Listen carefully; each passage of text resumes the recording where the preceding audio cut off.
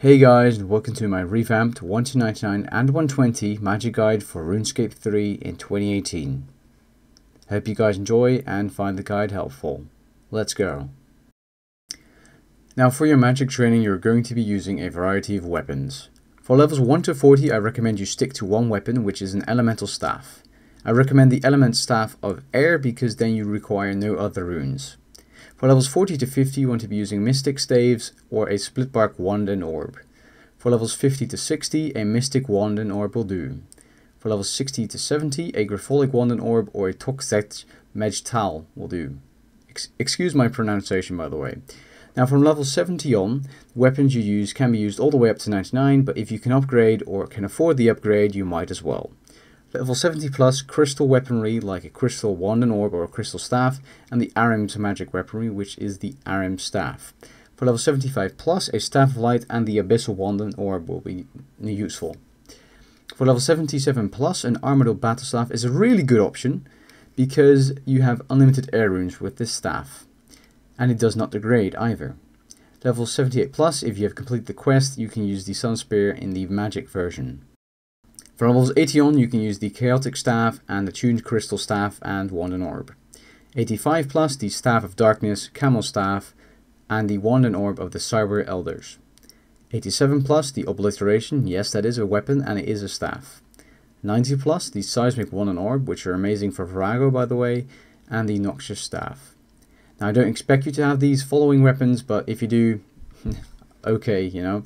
92 plus, the Staff of Sliske, which is very expensive, and the Wand of Presul and the Imperium Core, which is an orb item, or offhand. As for armor, you don't really require any armor at the lower levels, but if you want to use armor, 1 to 30 you want to be using Wizard Robes, 30 to 40 Batwing Armor, 40 to 50 Split Bark Armor, this is very important that you upgrade to this armor at this level, 50 to 60 Mystic Armor, 60 to 70 Griffolic Armor, and again, at level 70 plus, you can use this armor all the way up to 99, especially Subjugation, by the way. Not Arim's because it does degrade, so it's, you know, it's going to cost you more, and it's just not worth it. But Subjugation is a great armor or robes to use all the way up to 99 because it does not degrade and it's decent.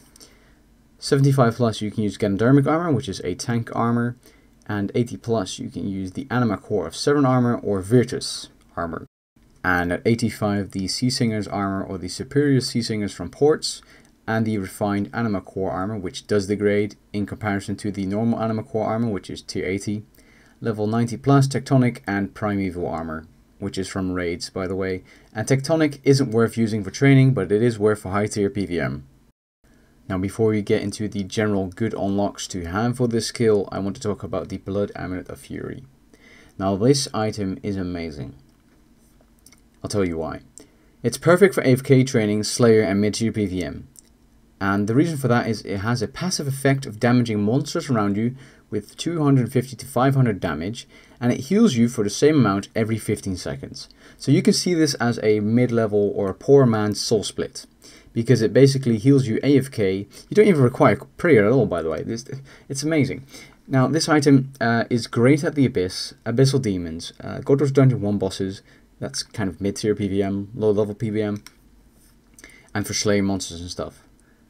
Now, you do have to have 80 crafting to create this amulet, but it can be assisted. So that means if you're 20 crafting, for example, and you request assist a max player, which does have 80 crafting, in fact 99 if he's maxed, you can just craft it in your own inventory. So you don't require 80 crafting, and you don't need to trade it over either. You just request assist him and then craft it in your own inventory interface.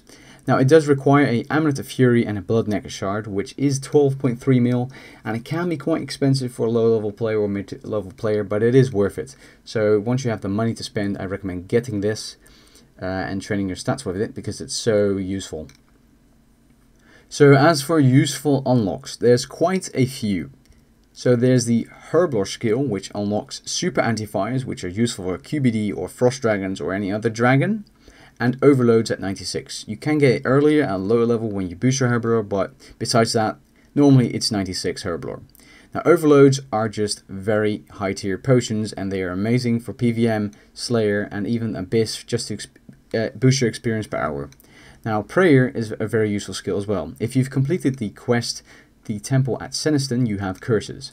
Now at 92 prayer you unlock Soul Split, which heals you for damage you do or deal. At 95 you unlock the power prayer, so to say, and those are Anguish, Torment and Turmoil. So that's very useful. It's good for some bosses, and it's very useful for Slayer creatures to boost your kills power. Now summoning is an amazing skill. At 52 plus it becomes very useful. So you can have healing and BOB familiars. Healing familiars like a Bunyip, which AFK heals you, and the Unicorn, which also heals you, but you require scrolls. And BOB familiars like a Spear Terror Bird, Pack Yak, War Tortoise, and even a Pack Mammoth at 99. Also, the Fight Kiln is amazing. I have a guide on my channel which I will link in the description and the card section. There's a ranged melee magic cape, so for every style I just wanted to include all three in this little DA thing, because it's just so important to get these, because they're the best capes in the game for one style particularly, except for Comp, which is the only cape that has more stats on the cape than these capes. Now Max of course does have good stats, but it's a hybrid cape, so it's lower than the Kiln capes. Now auras are always useful. The Vampirism and Penance aura are very useful because they heal you or bring you back prayer for the damage that you do. And they cost loyalty points, and you get loyalty points by just being a member for a longer period of time. Now sorry for the cuts, I'm a bit sick, so you might hear me cut a piece of audio out here and there. That's because I have a problem with my throat. The Charming Imp, which requires you to train the Dungeoneering skill for 1 million experience, or you do Sinkholes, which I also have a guide on by the way, and then you require less experience but you get more tokens from the D&D. And with 100,000 Dungeoneering tokens you can get the Charming Imp. Now the good thing about the Charming Imp is you can crush charms for experience, so if you don't want any charms at all and want to clean the drops, you can do that. But you can also let it automatically pick them up, which will make your life so much easier. Now personally, when I was going for 120 summoning, I put the Charming Imp to Crimsons and Blues only, because Crimsons and Blues are pretty much the only charms you want to be using for summoning. Now I have a 99 summoning guide on my channel, so if you're interested in that, just click the link in the description and you will go to the guide. Now also the Vecna Skull, which isn't really a unlock, it's a super magic potion pretty much, and it's unlimited. So you click it every so few minutes and you boost your magic by 10 plus your 2 by your level or something like that. Anyways, it's the same stat boost as a super magic potion, which is awesome. Now it costs around 350k, and in the long run it's going to save you potions or money for potions, unless you're going to go and use Overload straight away, of course. Then it's worse than Overload, so you might as well not use it at that point. So let's get into the method, shall we? Now from levels 1 to 40 you're going to be killing trolls in the Birthright Mine, and they are fairly easy to kill. So you get there by walking to the Birthright Mine from the Birthright Lodestone, as you see in the video. Now there are two ways of killing them. One is non-AFK, where you just kill them as they are almost instant kills, and run around the 3 rooms they are located in, and then just keep killing them. And you move rooms because they respawn too slow. And there's another way of doing it, which is AFK of Aggression Potions, which you can buy from the Grand Exchange, which is 18k experience per hour. And I mentioned this in my melee guide as well, but this is pretty expensive for a new player. So unless you're main training a new account, this isn't a viable option. So don't AFK with Aggression Potions unless you have the money to spend. And alternatively, you can do chickens in Lumbridge or goblins if you like, for around the same experience per hour. Now for levels 40 to 60 you are going to be killing ghouls in Canifis. And don't worry, there's an alternative method if you do not want to train on these, but these are quite a good option because they're quite fast experience. Now the ghouls are located very close to the Lodestone in Canifis on the graveyard, and they're very easy to kill, and you can get 80 to 140,000 experience per hour here depending on your gear and how fast you kill them. Now in the video I'm not using a level 40, 50 or 60 weapon, but I have tested it before with a lower tier weapon, and it's around this XP rate. Now 140k an hour can only be achieved if you're trying very hard. If you're using Aggression Potion here, you will get this XP rate. In fact, you won't even get close. Now a alternative method from levels 40 to 60 are Lesser Demons. These are located in the Karamja volcano, which is very easy to access. So you get there by teleporting to Port Sarim and then paying the fare 30 GP to go to Karamja. Then just follow the video up to the volcano, and once you're inside you want to be killing them. Now if you're very low defense, prayer potions for praying magic might help you out here, and don't forget to bring food as these guys can be a bit cheeky in their damage. Other than that, very simple, and they're good experience. 80 to 120k experience per hour depending on how fast you're killing them and how good you are at DPSing. Now for level 60 to 70, the first method is Infernal Mages at the Slayer Tower in Canifis. Do keep in mind that these require 45 Slayer. If you do not have 45 Slayer, then move on to the next method in this guide. Now getting to the Slayer Tower is quite easy. You just walk there from the Canifis Lodestone, and don't forget to get your Slayer contract for the Infernal Mages outside by the NPC Marcus.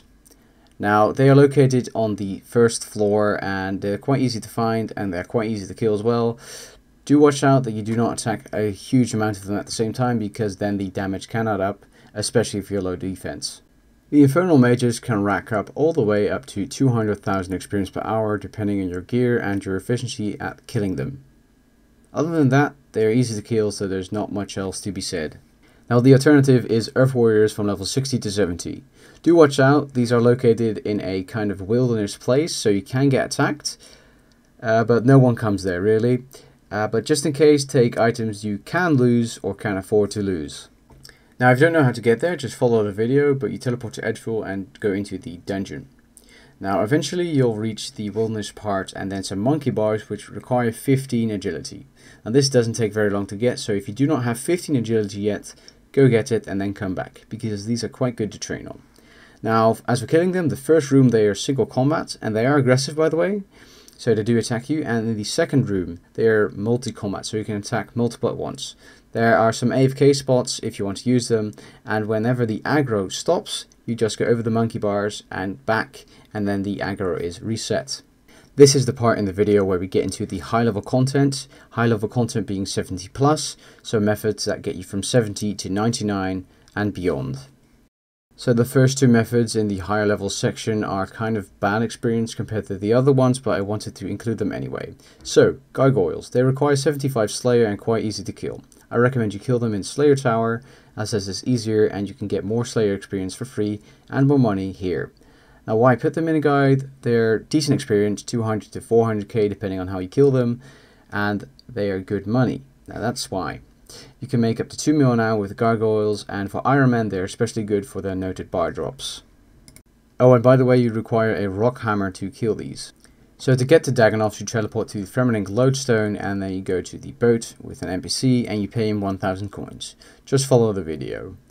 If you do not want to use the boat and you have the Mask of the Dagannoth, you can just teleport all the way to Waterproof Island in one go, and that's a lot easier.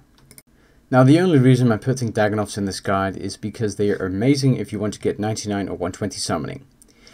With aggression potions, which aren't very expensive if you think about the cost of 99 summoning, this is amazing. You get 300 to 350k magic or defense experience per hour, and you get 300 plus crimsons per hour. Sometimes you get 300, and if you have a good hour with a good amount of aggro on you, you can get up to 350. Now I wanted to add this in the guide because they are amazing charms, and I mean they're decent combat experience, but I wouldn't recommend training them for 99. Now we're getting on to the good stuff, guys. Abyssal Demons. These are amazing combat experience power and can make you upwards to 6 million GP per hour if you're doing it very efficiently. Now, I have a full guide on these on my channel, which is based on melee, but you can use the principles of the useful items and some other stuff to your advantage for magic. So they are found at the top of the Slayer Tower, as you see in the video, and if you do not know how to get to the Slayer Tower, just scroll back in the video and you'll find how to get there. Now, the Abyssal Demons are amazing. Now, a few things you need to make them amazing are good armor, good gear, prayer potions for melee, and Vampirism Armor to make it more AFK if you're lower level. And aggression potions to get them to aggro you to get yourself the maximum amount of experience per hour. Without aggression potions, they are pretty much crap. With the aggression potions, this is the item that makes them so good. And you can get upwards of 800,000 experience per hour, but usually at lower levels it's probably around 700k, and you can also get contracts which you can swap in for either GP or more experience in HP or magic or defense. Now Abyssal Demons do require 85 Slayer to be killed, so that's quite a high requirement, but if you do have it, this is such an amazing way to train your combat stats up. I'm serious, it's absolutely great. Well, the well-known Abyss. Now I'm going to show you why you should train here to 99 or 120. This place is absolutely amazing for AFKing magic experience, and I'll tell you why. So you get there by crossing the Wilderness Ditch and walking to the Wizard of Zamorak and then right clicking teleport. Now you can only do this if you've completed the Abyss mini quest. Now this mini quest is very easy, and the only requirement it has is Rune Mysteries quest complete. Now you can just YouTube a guide, especially Imskovit's quest guides are very useful, and you will have it completed within 30 minutes. That's the Rune Mysteries quest and the Abyss mini quest combined. So inside there's 2 spots you can train at, and it's very easy to AFK. The only thing you need is Subjugation and a tier 70 weapon. And with this and a Blood Fury you can easily AFK here. And you require the Corruption Blast ability, which you can get from the Mass Capability Codex, and this will area bleed all the small mobs around you, and this is what gets you the massive amounts of experience. Now there's another way of doing it with Ancient Magics, but it's a lot more expensive, so I'm not even going to talk about it. Just use the Corruption Blast ability and you will get almost 500k experience power at level 70, and if you're higher leveling using higher tier staff you can get even more experience power. Other than that, if you need more information, check my full Abyss guide and I will explain every detail to you, and you will understand exactly how you can AFK here quite easily. Another great way to train to 99 is Water Fiends. Normally people kill them with range, but you can easily kill them with magic or melee. Now I have a full guide on my channel, which I'll link in the description below. Now you get there by using a Games Necklace and teleporting to the Barbarian Outpost, and then going through the Waterfall Place and then entering through there. This does require the Barbarian mini quest complete. If you don't have this complete, you can kill them in the Chaos Tunnels. Well, once inside, you want to put on your Prey Magic and just go ham on them. They're pretty easy, just watch out that you don't chain the Brutal Green Dragons, and because they will just screw you over completely, especially if you're not prepared. And the only tip I really have for you for killing Water Fiends is try and use your thresholds as often as possible, which is a kind of obvious thing, so I'll just leave it at that. And Water Fiends are also very good Crimson's power. They're probably one of the best creatures in the game to kill for Crimsons, so if you're planning on training summoning, they are a great way to get your Crimsons. So another method for level 70 to 99 is Armored Zombies. The only requirement is 70 plus stats, a good magic weapon, aggression potions for them to attack you, and the Defender of Varrock quest complete. Now you get there by going to the same NPC that teleports you in the quest Defender of Varrock in the Varrock Castle in the tower section. Now once you have been teleported, you're in the Instance Wilderness, so don't be scared that someone can attack you, because they cannot. Then you enter the trapdoor and you go inside. In there you can just go and attack them.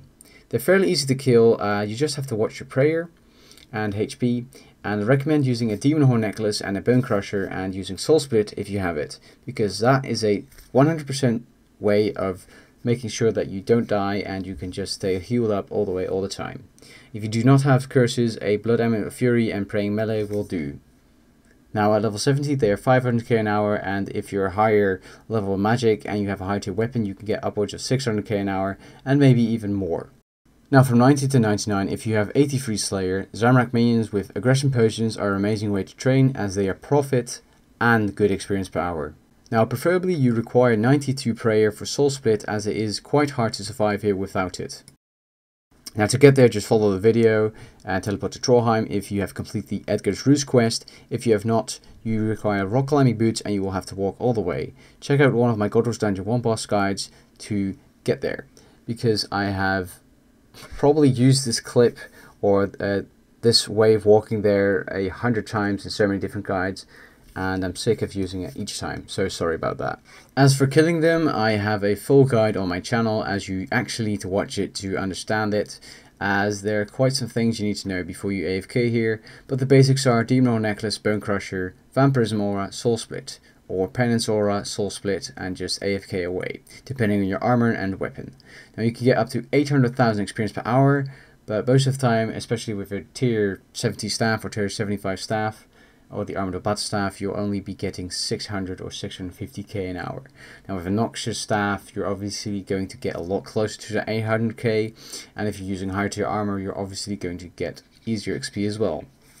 Other than that, let's move on to the next method, which is the last method. Now from levels 90 to 99, with 90 Slayer as a requirement, you can also kill Dark Beasts with magic.